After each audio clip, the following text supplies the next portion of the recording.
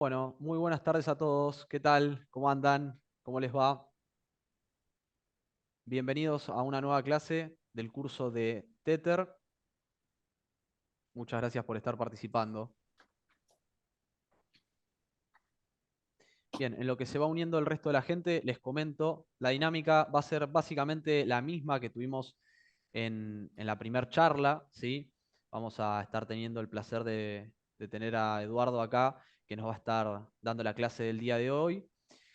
Y básicamente la dinámica, repito, va a ser la misma, modo de exposición, ¿sí? Van a poder evacuar ciertas dudas puntuales por lo que es el chat, mientras tanto sus micrófonos están desactivados por una cuestión de que afortunadamente somos muchos en esta reunión, y bueno, de esta manera vamos a poder mantener el orden. Como dije, por los grupos y demás, para quienes sean nuestros alumnos, recuerden que, y para quienes no también, pero les hago el recordatorio a todos, esta presentación va a ser en inglés, pero eso no es un problema porque al ustedes estar formando parte de esta presentación y hasta el final van a poder tener ese acceso al contenido subtitulado como lo hicimos la primera vez, ¿bien? Y así también completando la totalidad del curso y presenciando la totalidad de las clases, van a también poder tener acceso a esa certificación avalada tanto por NW como por Tether. Así que eso es muy importante que lo tengan en cuenta, que es necesario que puedan formar parte de la totalidad de la clase. Su presencia acá va a ser lo que determine que puedan acceder a todas estas cuestiones. Bien, sin mucho más que aclarar, por mi parte es suficiente. Domi, si querés darle pie a Eduardo para que vaya comenzando. Great. So we are ready to start. Whenever you're ready, you can share your screen and start. Yeah. So thank you very much and welcome also from my side. I hope that you will see very soon the screen I will share with you. So let me introduce myself rapidly. I'm an adjunct professor at the University of Lugano in Switzerland, and I am an adjunct professor at the Franklin University Switzerland in Lugano, so in Switzerland too, which is one of the cities currently which is pioneering in that sense in terms of exploring and discussing potential daily use of Bitcoin and cryptocurrencies and the underlying blockchain technology. So it's a pleasure to be connected here with you. So my speech will be about the transition or the historical evolution from physical to digital money. So this is the key message I want to leave. And I hope that you will see the screen I'm sharing right now with you. So this is the path, or this is what we will see right away during this presentation. So we will start from showing what money is and how money has evolved over time, because this is the crucial aspect. This is what really matters. We have to know where money comes from, how money has evolved, and why are we talking now about cryptocurrencies and other potential alternatives or complementary solutions. And at the same time, we will look at a phenomenon which has always followed money, which is the overissue or the risk of overissuing money and liquidity. Then we will create a nexus, so a link, a direct connection between money and inflation and bubbles, which is another phenomenon which the economic history has experienced over time several times. And especially we will look at the difference between CPI inflation versus asset price inflation. We will talk about this in a couple of minutes. Then the third part will be devoted to looking at how the investment of overissued money nourishes, so contributes to the bubble, while the disinvestment of such overissued liquidity leads to the burst of the bubble. And we will show some very interesting data regarding recent crisis mortgages or related to mortgages, as I said, or to other financial instruments, just to create, connections. And the fourth part will be devoted to another phenomenon which is directly linked to overissuing money, which is public and private indebtedness. As you might know, a couple of days ago, the OECD, so the Organization for Economic Cooperation and Development, has released its first report on the global debt. So public debt of the 38 countries belonging to the OECD, and the corporate debt, so financial and non-financial, of OECD members. And this whole amount of debt has reached already 100,000 billion US dollars, which is a skyscraping result. And at the public level, the average is now at 83%,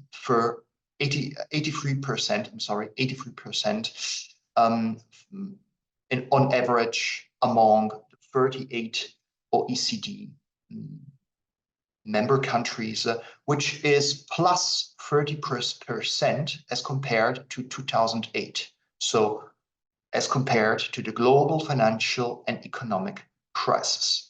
And why do I mention that data? Well, because we will see that overissuing liquidity directly nourishes not only the bubble as we know it, but also public and private indebtedness. So the phenomena are directly linked. And finally, we will have a look at the concept, at an old-fashioned concept, which is the seigniorage concept. So we will see, for those who have not yet seen the term, what does it mean, how does it, or what does it imply, and how do we create, some links with the trends going on in the monetary landscape as we know it. But first of all, let me start with the first part, which is devoted to money. So what is money? Well, money is a continuously evolving concept. So you won't have a single definition, which is the same one for any economist worldwide. So any economist will define money in a, maybe in some cases more or less similar way, depending also on the school of economic thought they belong to. But what we can state is that money is made currently of cash, credit, debit cards.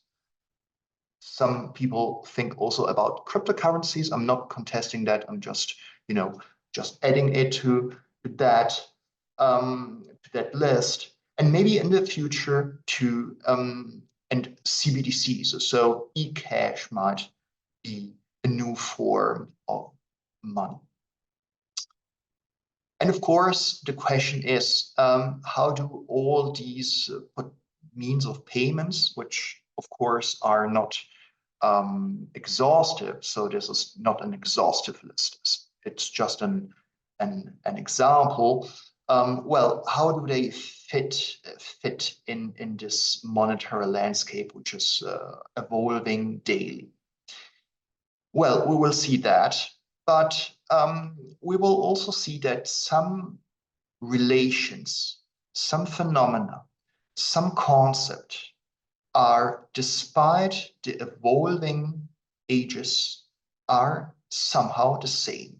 And this is one of the messages I want to leave today. So one of the messages is precisely that, namely that money might evolve over time, but some phenomena, some crisis elements, some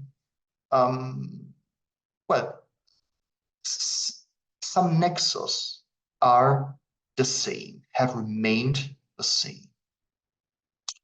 And we will see that precisely by combining the evolving essence of money with overissued liquidity, price increases. We are, getting right now somehow out of an inflationary cycle. So it's a very, very ongoing topic.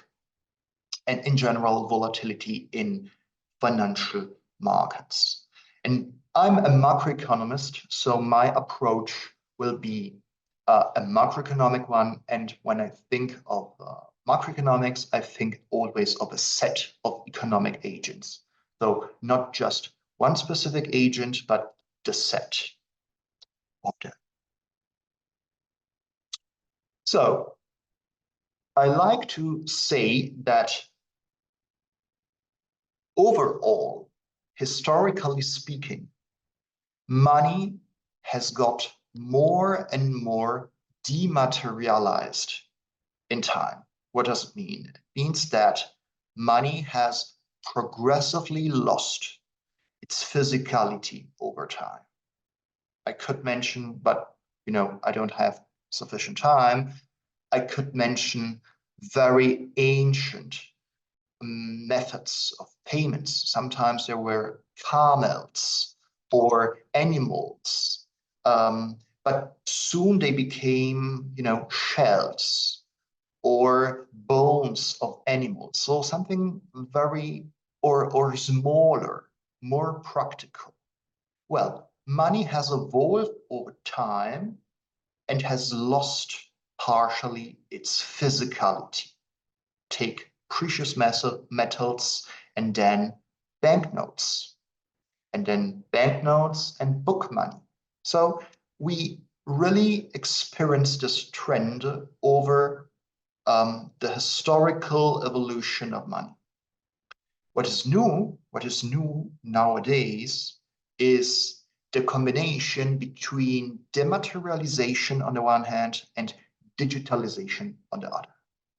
This is the new phenomenon. The new phenomenon is precisely that combination which accelerates the loss of physicality of money as we know it.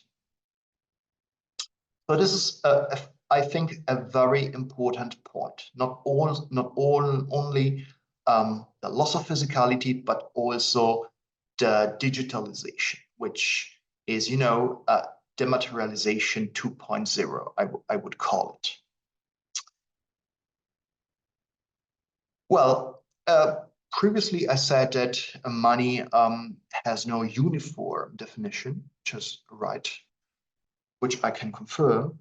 But of course, and of course, if this is true, you will have in the economic literature several definitions which might be also partially contradictory, of course. And let's make some examples. So John Hicks, for instance, defined money by its functions. Money is what money does. This is I would say, pretty iconic formulation by John Hicks. So money is what money does. It's what we decide it has to do every day by paying, by using money. Well, John Harrod, which is a Keynesian economist, well, he had a slightly different definition. Money is what people think it is is or ought to be. So something which is more like a social phenomenon. Other economists define money in a more straightforward way, which is a unit of account, a medium of exchange, and a store of value. This is one of the most recurrent, most used definitions. So nowadays, money is defined like debt. So by means of these three functions. But if you go back in the past, in the monetary past, you will find economists like Leon Balra, which is the next bullet point, who defined money as a numéraire, so as a number, which is very similar to the unit of account function as previously mentioned, as you can see. While Keynes, John Maynard Keynes, Cambridge School of Economics, he thought mainly of money as a money of account, so something which is less physical, and which is a number which is needed to express purchasing power, to count the units of goods and services produced. Because without that number, without that unit of account, those goods, those services would remain just physical, but would have no economic dimension. They would have just a physical dimension, but no economic and measurable in economic terms dimension.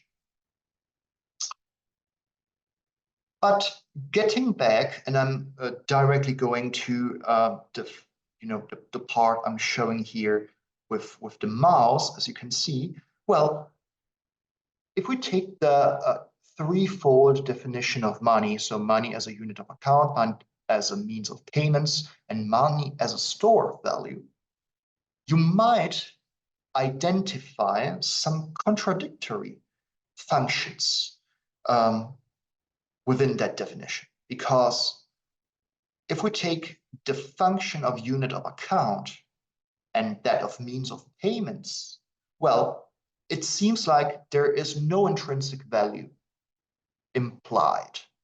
So money seems to have no value at all. It just measures, but it gives value, but it has no value at all.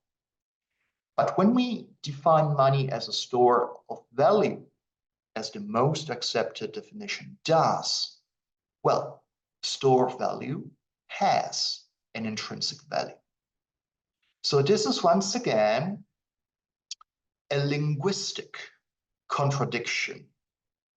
And of course, because when we think of money as a store of value, we rather think of the income saved. So saved income, savings, not just money, to be issued by a bank out of thin air or by a stroke of a pen.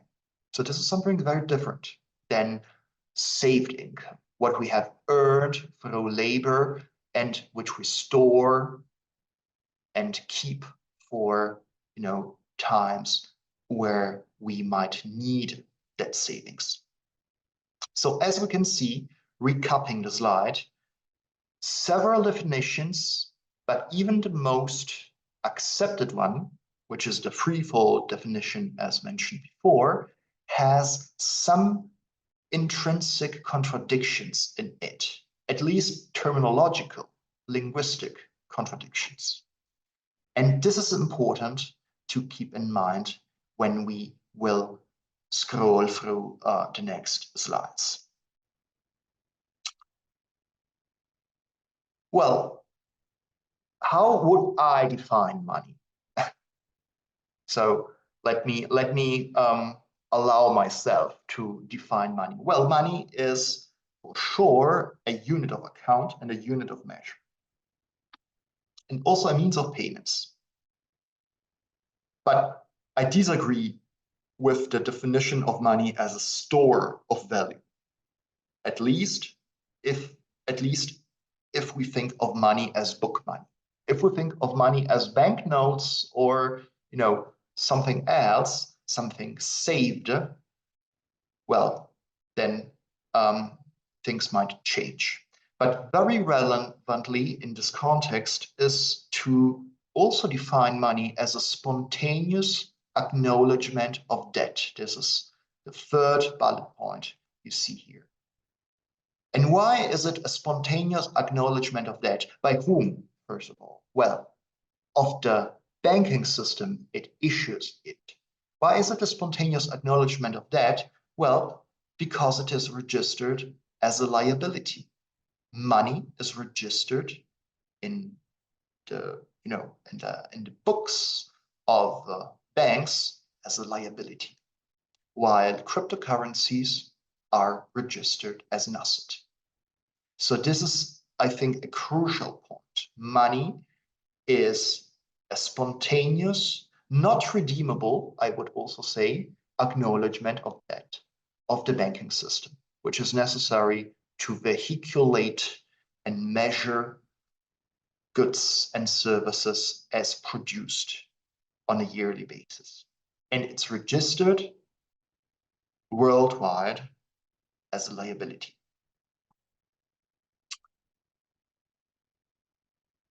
So this is a rather condensed slide, but I wanted to show you the first bullet point, especially, which is taken from the German central bank internet webpage. So it's an official quotation. Well, and the German central bank states very clearly that banks can create book money just by making an accounting entry. By the same token, excess central bank reserves, I have moved to the last sentence, are not a necessary precondition for a bank to grant credit and thus create money, which means that book money is nowadays issued or can potentially be issued in an infinitely elastic way, which means that without technical limits, or I would say with almost zero costs, especially if it's book money. So just bits, And a proof of that is that even the production of banknotes, which are physical and not just digital, well, even the cost of production of banknotes is very low. And this is the US case. So it's up to 0.2 dollars per note, as most recent data show. Federal Reserve data. Why do I mention these information? Well, because money has, without a real backing, so which could be current or future goods and services as measured by GDP, has no intrinsic value at all. It has no value at all. If money would have an intrinsic value, well, and this is the example I make, we should add it to the GDP, which is not the case. So GDP is the measure of value with all its faults, of course, and money is not in there. Money measures goods and services produced on a yearly basis, and the combination between those goods and services and as measured by money results in GDP. But money has no intrinsic value without current or future goods and services. Which means that money creation in excess to GDP cannot create wealth, but only eventually anticipate it. So central banks can, anticipate some money issues because they expect that in the future the economy will grow. but the printing press does not create wealth. It might just anticipate it. So why do I mention that? Well, because first of all, it's a monetary, pillar. It's a pillar of monetary economics.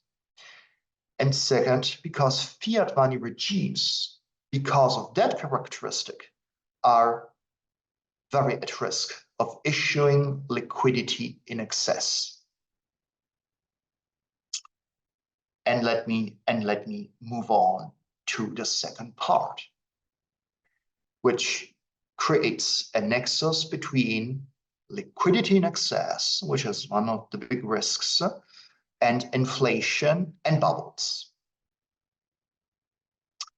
So the term inflation, which is interesting to know, has been first used 1838 and goes back to the Latin term of inflare. What does it mean, inflare?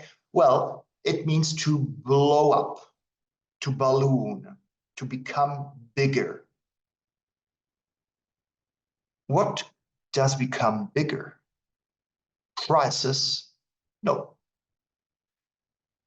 We will see that what is ballooning in its original meaning, it's not prices, so inflation prices, but it's the quantity of money with respect to the real value guaranteeing it. So there is, step by step, I have to say that, first of all, we note that there is an etymological link, there is a linguistic link between blowing up, inflation, and bubble, because the bubble has the same root as blowing up, as ballooning. So there has to be a nexus. Well, what blows up is not a price level, which is an effect, a symptom of inflation. It's like fever. When we have fever, we have to retrieve the cause of the fever, because the fever is just a symptom of something else. But what is blowing up is the quantity of money as compared to real production. And if we go back to a very old-fashioned definition, admittedly, of the Federal Reserve itself, well, back in the days, inflation was always defined as the process of making an addition to currencies not based on a commensurate increase in the production of goods, as you see from this quotation. From the 1990s onwards, with inflation targeting regimes which have replaced the monetary targeting regimes adopted so far by central banks, well, inflation became just a broad increase in the prices of goods and services as the European Central Bank defines it. This definition is, however, a cut definition. It's a cut definition. Because, well,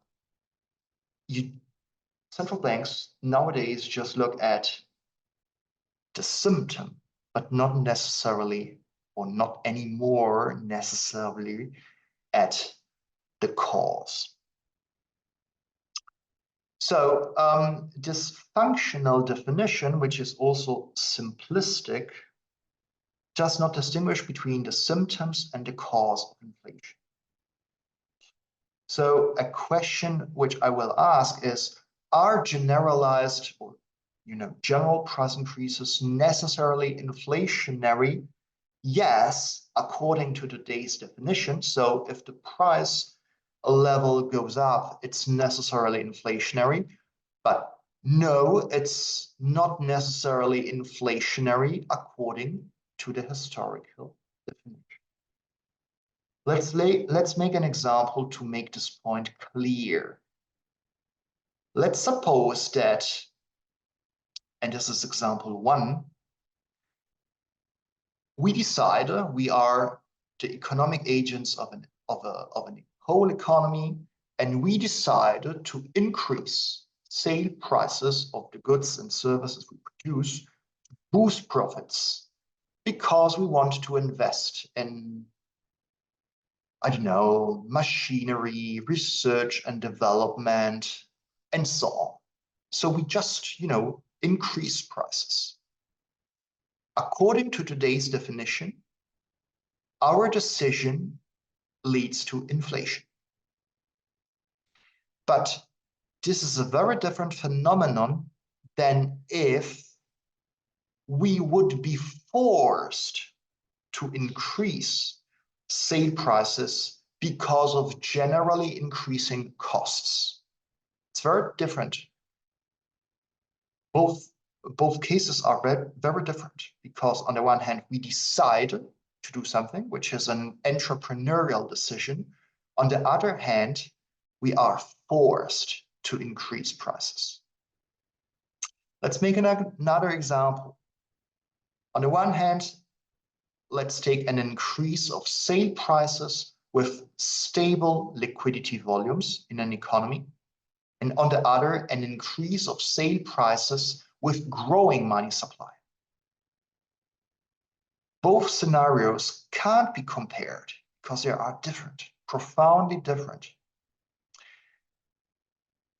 And what I'm arguing is that inflation in its historical meaning means that, yes, we have a general price increase, sustained general price increase, but this price increase is due to ballooning liquidity volumes as compared to GDP, as compared to real value. Why? And I will show you the mechanism very, very rapidly. Why do prices increase when liquidity balloons, when liquidity,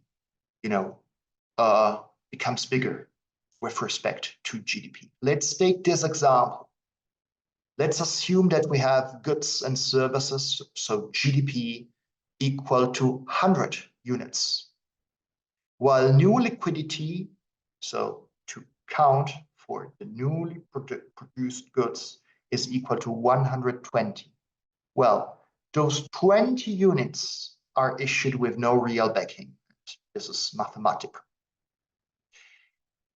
If prices would not increase, so remain stable, the stock of goods and services, which is equal to 100, as I said, would be sold out by spending just an amount of 100 units, which is just 83.3% of new liquidity, which I remind you is equal to 120. So prices are forced to increase because sellers, entrepreneurs, they see on a daily basis that there is a higher volume of money circulating. And so they have to increase the price of selling to not undersell in terms of price what they have, produced in a difficult also way, because production is difficult. It implies labor. So inflation is in that case the cause of price increases, and not just, a mere decision by people to boost profits and just increase prices. So I'm not necessarily a Friedmanian economist, but I agree with Milton Friedman's legendary definition that inflation is always and everywhere a monetary phenomenon, at least if we define inflation as I did right now, namely in its historical definition. So, and how is that money, that excess liquidity issued? Well, through banks. Banks issue money, not necessarily checking if they issue it on a backed, so on a secured, on a guaranteed way or not. And I will provide you in a couple of slides also a definition, very interesting definition of a director of a commercial bank, who has been interviewed by an economist, and that economist asked, well, I need to get a credit. When you issue that credit, do you check if you have that money in your account? And the director confirms that banks usually do not only lend savings, but also lend money in the sense of book money. So they just type in the amount the customer, the client needs, and they just issue that money. And this is very risky, as we will see in a couple of seconds. So this is a graph, is an historical series of the World Bank, which has been discontinued a couple of years ago, showing you the domestic credit provided by the financial sector as a percentage of GDP, without counting the state, so public government, the government. And you see that, well, starting from the 80s, so turbo capitalism, I would define it, these data, so the volumes of domestic credit provided by financial sector, has systematically, structurally exceeded the world GDP. So these are official data. So I always look for data which are easily retrievable, and which are raw data, because we need raw data in that case. Well, these are data regarding inflation as measured as consumer prices. And we will see that, well, this definition has the same faults as the definition of inflation. So it's a definition which might function in some cases, but in others, it doesn't. So, of course, we have seen that after 2020, so after the pandemic, we had this great inflationary wave, which, by the way, I have to say that I have been lucky enough to publish a paper in 2020 and 2021, so well before the inflation, and I was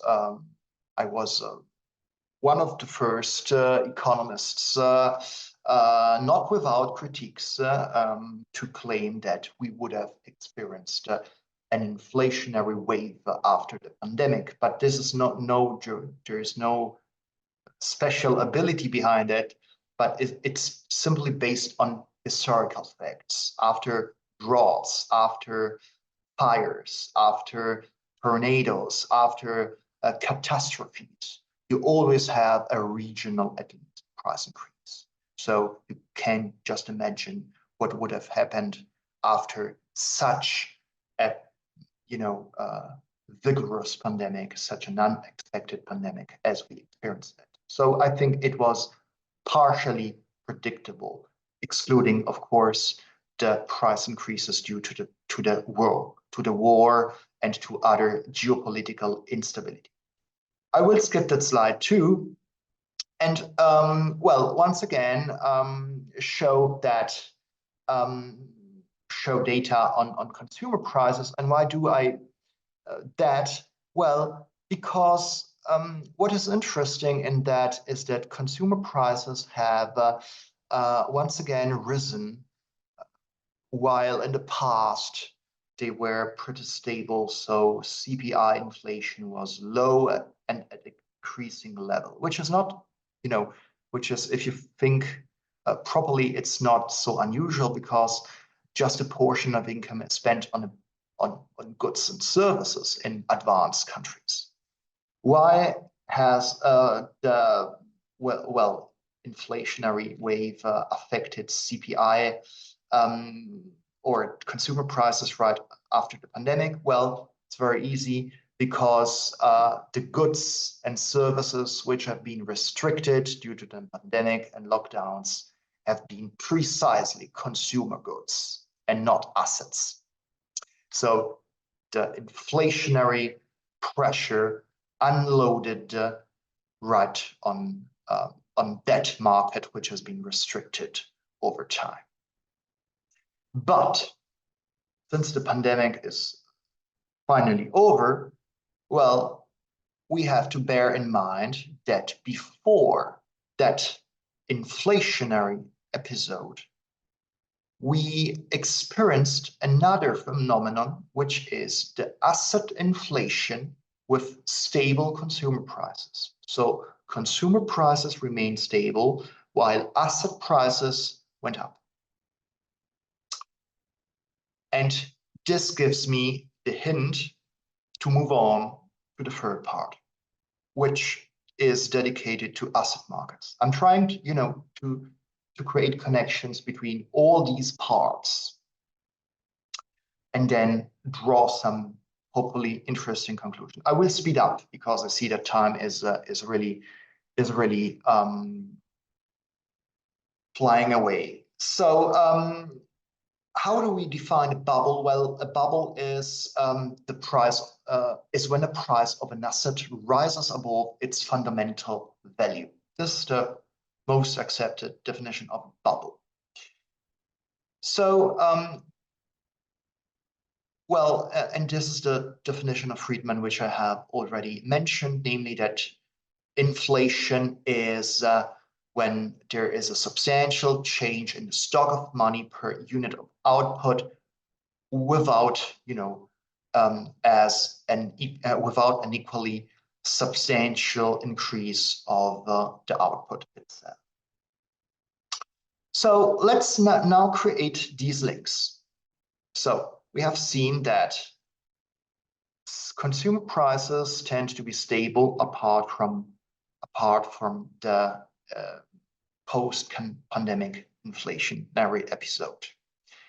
There is excess liquidity, and inflation is, as I have defined it, is rather a monetary phenomenon than an entrepreneurial or a behavioral phenomenon. So if we put all these, all these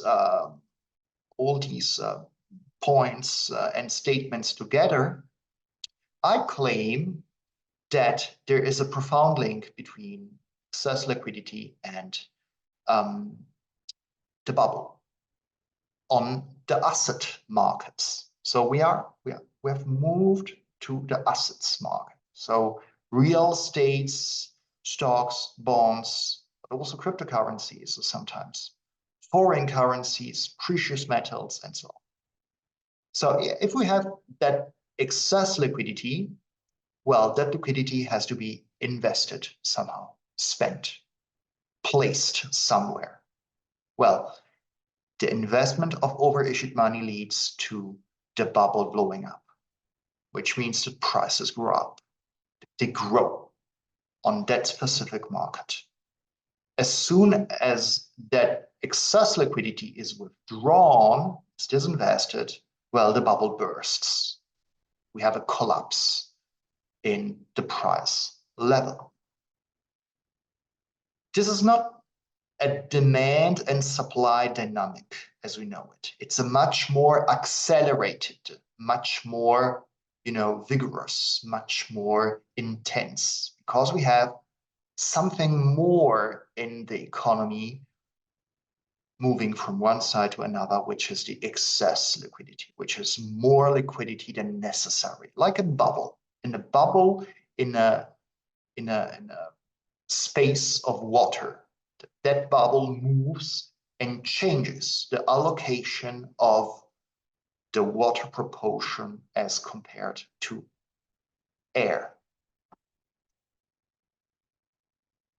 So just to give you a figurative example, well, if those 10 units, you see that in sector B, move from sector B to sector A, well, this balance will suddenly change, which means that in sector A, prices will go up rapidly, and in sector B, prices will plummet.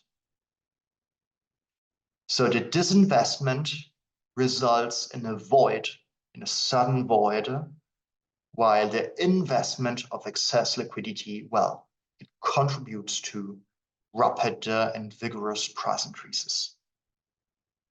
And as I said, they are more pronounced than normal demand or supply-led dynamics. Now, what I do is just to, since I'm moving to the final part of my presentation, is just to show you rapidly some data, some graphs belonging to countries which have experienced significant crisis episodes right during the economic and financial crisis, starting from 2007 onwards. Iceland. So Iceland is one of the countries which has experienced defaults of commercial banks. You see a quotation by Baudino et al. So you can find the original text on the webpage of the Bank for International Settlements. So once again, official sources.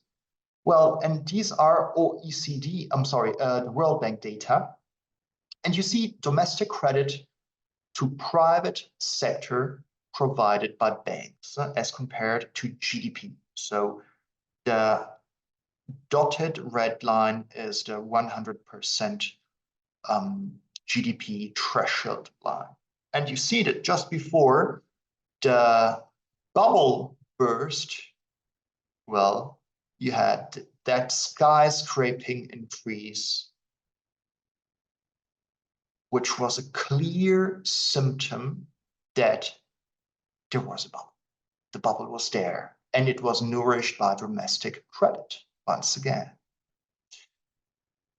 And you see the typical dynamic of a bubble which explodes. And if we take data from the OECD, so once again, official data, you see that in Iceland, a part of the bubble also unloaded, since the bubble was such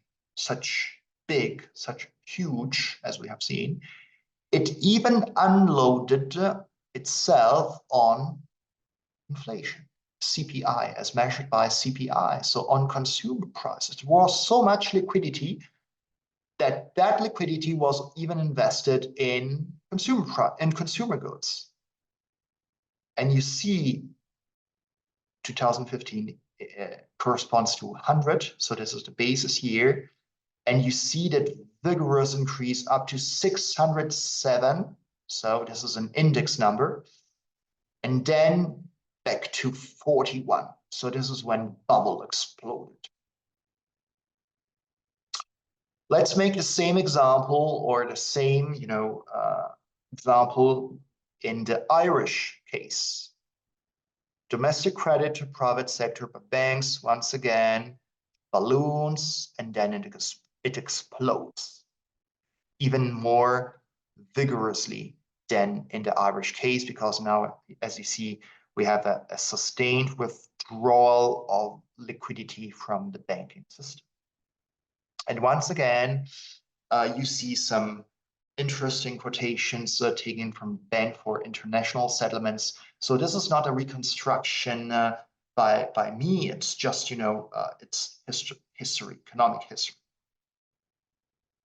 If we take the Irish data, well, you see that the bubble, as intended as a domestic credit excess, well, it unloaded itself even on share prices in that case, share prices, look at how share prices increase within a couple of years, and then they go back to 44. And something less pronounced happened even for the real estate market, while consumer prices remained pretty stable. So each country is different, but it's different depending on where the bubble, so the excess liquidity, places itself. Let's do the same with Spain. Well, Spain, beautiful Spain.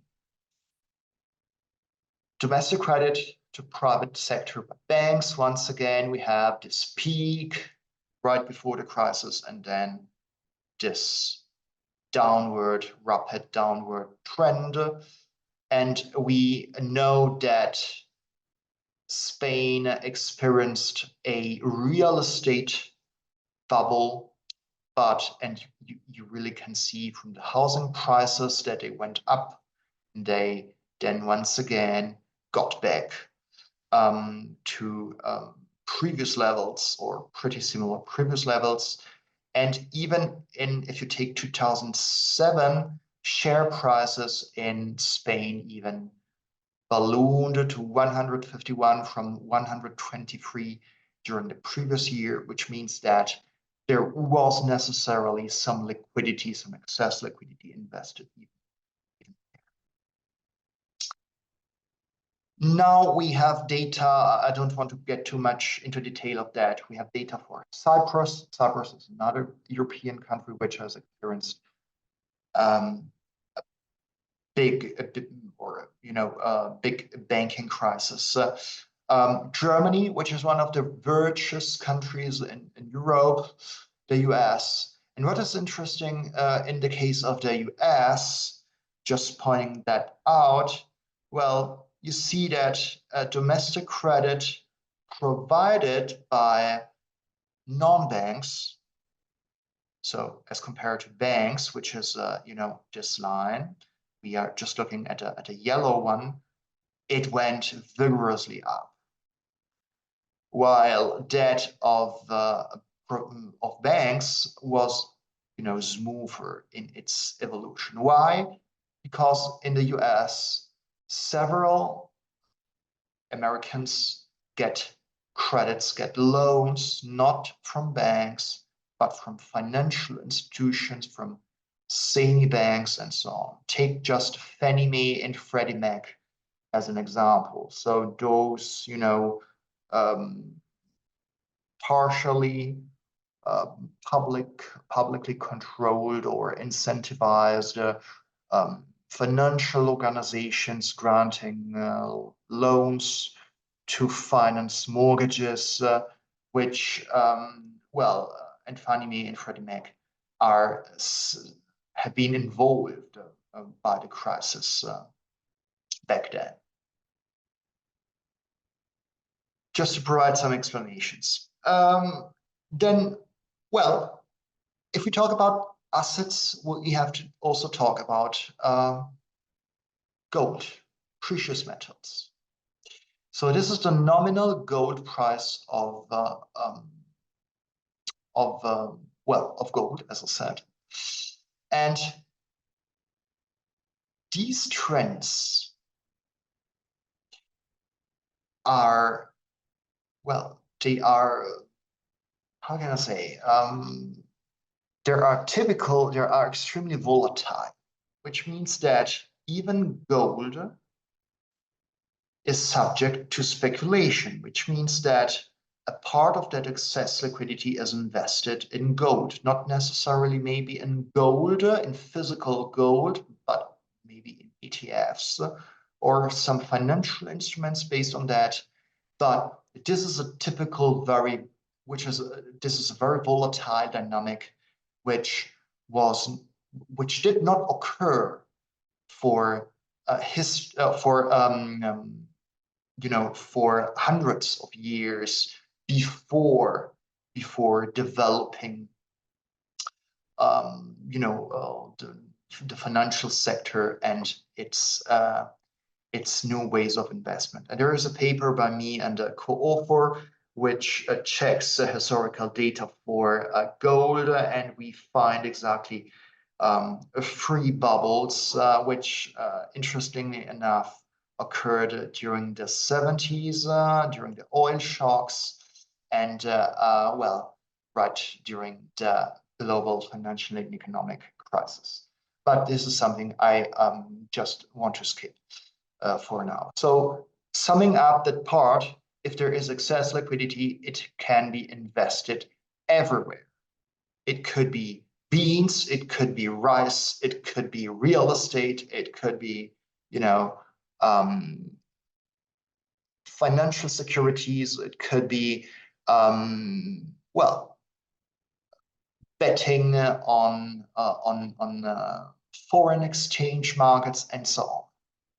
So as soon as we have excess liquidity, we have volatility, and we have the potential of to have bubbles. Moving faster, but I'm gradually reaching the conclusion. Well, and this sounds tautological, but we often do not think about that. If there is excess liquidity, so excess credit, excess loans, call it how do you want, it means that someone is getting over-indebted. So if I'm over-lending, there's someone else who is over-borrowing. This is an identity. It's a mathematical identity. Which means that over-lending leads to over-borrowing. And over-lending feeds over-indebtedness, private and public subjects. So money, excess money, inflation, bubble, and a huge problem of over-indebtedness, not only at the public, but also at the private level. They are interconnected. And what's the increased risk? Well, if banks would just lend savings out of savings, so saved income from labor, for instance, well, the potential indebtedness and default risk would be equal to, the saved real incomes. Would they be at risk of default? Still at risk? Yeah, of course. Default risks are, an operative risk. They will always exist. But if someone lends out of money, well, the potential indebtedness and the default risks are infinitely elastic. And this is why, if you think of that, this is why banks and, financial subjects default so suddenly, so rapidly, so vigorously, because they don't know how much they have lent, or they do not know precisely, because they lend out of money. So because they lend out of something which is potentially infinitely elastic, once again. This is a double-edged sword, because overlending in good times means that debtors are likely to repay their loans, and the banking and financial sector will earn extra profits because of having overlent. Of course, if good times become bad times, debtors are less likely to repay their loans, and the banks and the financial sector suffers even greater losses than if they would have not overlent.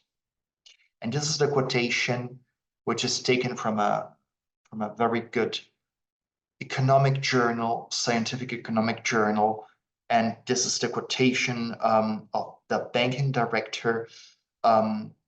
This author, this economist, wrote to before asking for a credit, and the bank confirm that we did not engage in any checks or transactions in order to provide it. So once again, money has no intrinsic value without a current or future real backing. And summing up and moving to the conclusion, let's look at the concept of seigneurage, which comes from French seigneur, landlord. We will see what does it mean. So recapping, issuing money in excess to GDP is void of macroeconomic purchasing power. Let me just add that. What does it mean, macroeconomic purchasing power? It means that for the economy as a whole, so for the entire economy, it does not have any additional purchasing power. Of course, if I would be able to mint, to issue the book money I need to make payments month after month, if I would have that ability, of course, I would be richer. But this would be a microeconomic wealth. I would be microeconomically speaking richer because I would have the ability to, issue money. But macroeconomically speaking, it doesn't change. What changes is that the product to money ratio balloons, which contributes to a growing price level, no matter if we look at consumer prices and or assets. And of course, overissuing something means that, means that you are, or a bank or a financial subject is overlending, and as a counterparty will have someone who is overborrowing. What's the convenience to do so? Well, it's the convenience of seigneurage. So seigneurage, it's exactly the profit of the seigneur, profit of the landlord to issue money out in air. So the seigneurage profit is the face value of means of payments minus the cost of issue of that means of payments. So supposing that the Fed would print out of nothing. I'm not claiming that it does or it does not. I'm just making a hypothetical scenario. Well, let's suppose that I would be able to print off of thin air a $100 banknote. Well, its cost is equal to 14 cents approximately. So $100 minus 14 cents. It means that potentially, if that would be inflationary, so in excess to GDP, well, $99.86 would be my profit, my inflationary seigneurage profit. And this is a concept which goes back to Middle Ages, where metallic coins, where the seigneurs tried to reduce the content of gold, so that the gold in coins to reduce its cost of production, but by keeping the face value of that coin the same. And of course, this phenomenon is extremely more or extremely easier nowadays, potentially. Because, well, we do not have any, we do not even have the need to make the effort to, take gold or use gold. And we also see that banknotes are becoming less and less used, at least as a means of payments, not necessarily as a store of value. But you're getting back to the same definition as before. Well, so digitization and dematerialization increase these risks. So because they reduce the cost of issue of liquidity. So even for CBDCs, so central bank digital currencies, so the potential future of cash, well, this is a scenario which has to be kept in mind very carefully, that this does not incentivize the overissue of money, which is a public good.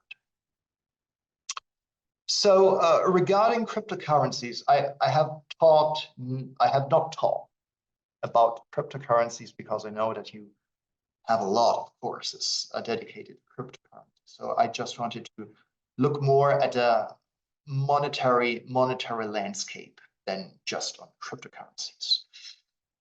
Well, I think that in the future, we might have a strong selection effect. So a strong selection in the crypto market. And some cryptocurrencies will remain. The majority will perhaps not exist anymore. Who knows? But I think this might be plausible. And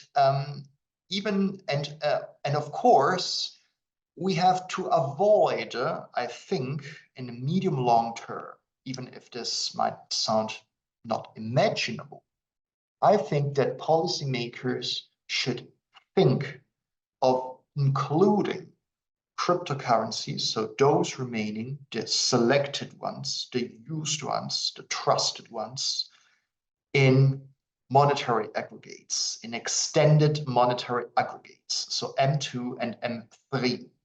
So why? Well, because it would be coherent from a monetary perspective, and of course it would make it easier to map their evolution in terms of ratio to GDP as any other financial instrument should be mapped. So not just cryptocurrencies, but because of the principles I have mentioned before, every financial instrument should be mapped and and traced in its evolution in terms of volumes.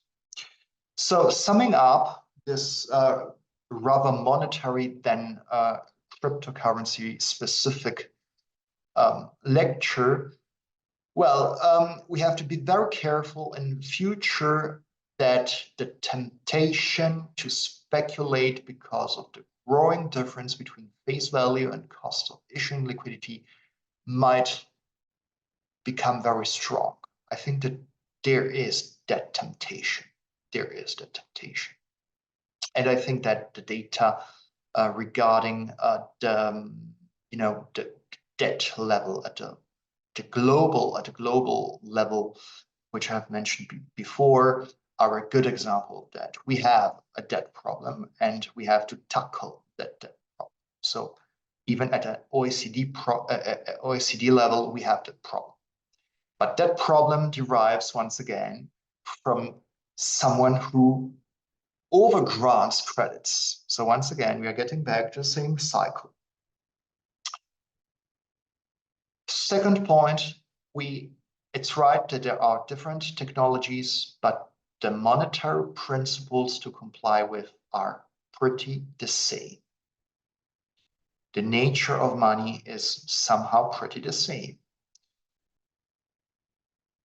And inflation is mainly a monetary phenomenon.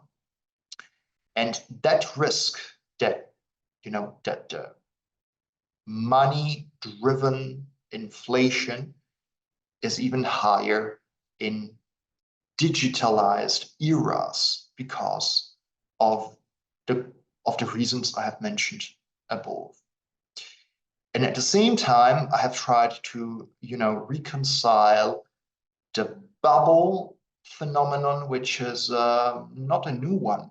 It's an historical one, and even in economic history, it was due exactly to expectations fed by or excessively issued liquidity and the overexposure to debt, which is another very relevant topic which we will have to deal with in the next future. So I think that these are the main drivers of monetary economics, and I think the next years will show whether the world will, well, once again, recover from the inflationary wave after pandemic.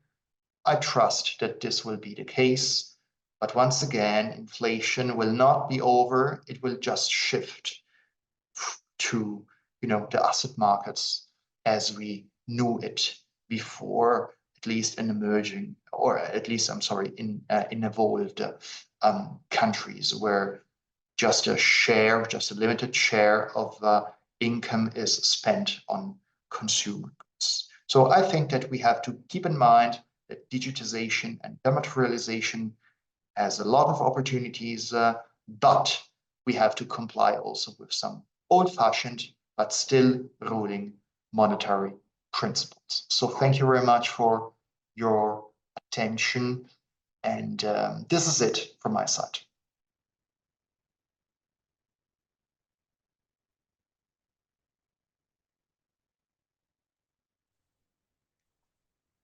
Bien, perfecto. Ahí, Domi, si querés por tu parte hacer el cierre para Eduardo, así podemos continuar con el cierre para los alumnos que están acá presentes. Well, thank you very much for everything. If any of you have any questions, you can write them down in the chat.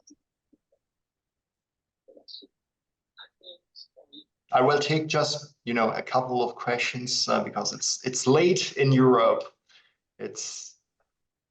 Sí, es entendible, está más que perfecto. Bueno, listo. Ahí, si querés, Domi, hacerle ya el cierre con el agradecimiento, yo termino con lo de los alumnos. Well, thank you very much for being here today, and thank you very much as well for the presentation. We appreciate it very much. Thank you for the invitation. Thank you for listening to it. Bueno, y por mi parte, agradecerles a todos, alumnos y no alumnos, a todas las personas de la comunidad que pudieron participar de la clase del día de hoy. Quiero repetir lo que dije al inicio en la presentación de esta clase, por haber participado de la misma y justamente por estar registrados, cada uno por el medio que le corresponda, ya sea vía mail o por los respectivos grupos de Telegram, si son alumnos nuestros, van a estar recibiendo este contenido con la traducción al español para todas aquellas personas que obviamente no hablen inglés y demás, no se preocupen. Y recuerden que es muy importante su participación en todas estas clases para que al finalizar todo el curso puedan recibir la certificación avalada tanto por NW como por Tether, ¿sí? Si alguien todavía no recibió alguna de las clases, no se preocupen porque las van a estar recibiendo. Nos vamos a ocupar de ello vía, repito, mail o por los grupos que les corresponda, dependiendo de si son o no son alumnos. Repito, muchas gracias por su participación. Espero que esta clase les haya gustado y nos vemos la próxima. Hasta luego. Thank you very much. Bye-bye. Thank you very much. Bye-bye.